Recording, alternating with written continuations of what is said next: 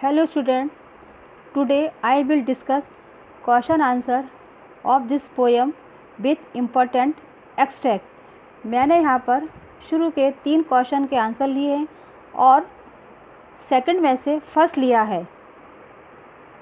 चूँकि आपको हम पिछले सेशन में पोयम को फुली हिंदी में एक्सप्लेन कर चुके थे, इसीलिए आपको क्वेश्चन के आंसर समझने में परेशानी नहीं होगी और एक्सट्रैक्ट्स की हिंदी समझने में भी परेशानी नहीं होगी। हमने सबसे पहले यहाँ पर पोयम का फर्स्ट और थर्ड एक्सट्रैक्ट को लिया है। हम फर्स्ट वाले की बात करें। 2 roads diverged in a yellow wood, and sorry I could not travel both, and we one traveler long I stood and looked down one as far as I could to where it went in the undergrowth। इससे related जो भी आपके question है वो answer वो मैंने आपको यहाँ पर बता रही हूँ। How many roads were there before the speaker, where did the roads diverse, could he traveller on both, where did it went in. Answer, there were 2 roads before the speaker. Speaker के सामने 2 roads हैं। The roads diverse in the old forest, वो पुराने जंगल की तरफ जा रही थी या विभाजित थी। No he couldn't traveller on both the roads, वो दोनों रास्तों पर एक साथ नहीं चल सकता था। The road seems to be bent in the undergrowth, उसमें से एक रास्ता जहाँ तक उसकी नज़र गई वो दूर जाकर एक तरफ दूसरे जंगल की तरफ जाके मुड़ गया था। ये फर्स्ट स्टेंजा के क्वेश्चन आंसर हैं और ये थर्ड स्टेंजा के question answer.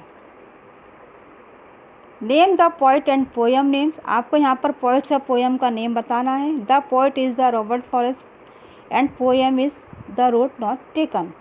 What was the doubt that the poet had. Answer, the poet doubted if he could ever come back to same road. Third, what did he keep the first road for, he keep the first road for another day. उसने पहला रास्ता किसी और दिन के लिए चुन के रखा था।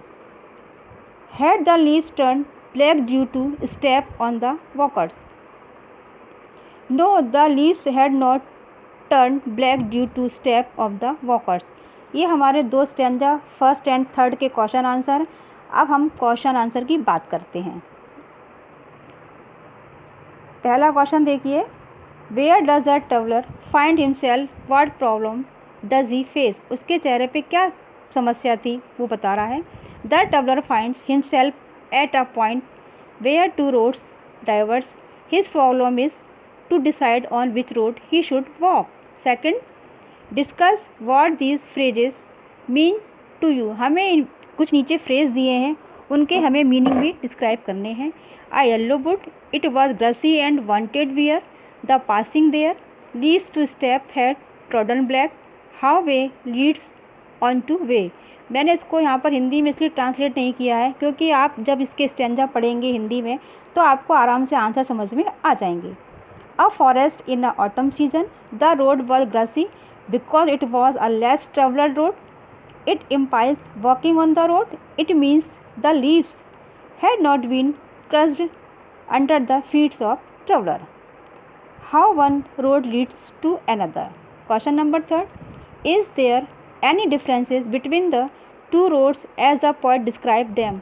हमें यहाँ पर in stanza 2 and 3 in the last 2 lines of the poem, हमें इन 2 सेकंड और थर्ड स्टेंजा और लास्ट की 2 लाइन में पोयम में कवि ने क्या डिफरेंसेस डिस्क्राइब किया उसको बताना है।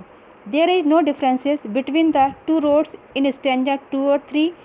Next answer, in the last 2 lines of the poem the poets tell that the roads he opted for is less traveller.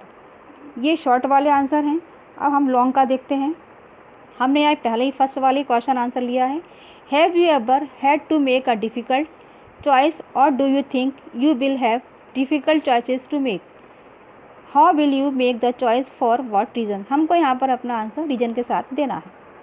Such situation occur in everyone's life. In today world people have numerous alternatives but the decision should be taken after considering all the ports and cons of the situation. We must meditate over the disadvantages also. Thank you so much. Have a good day.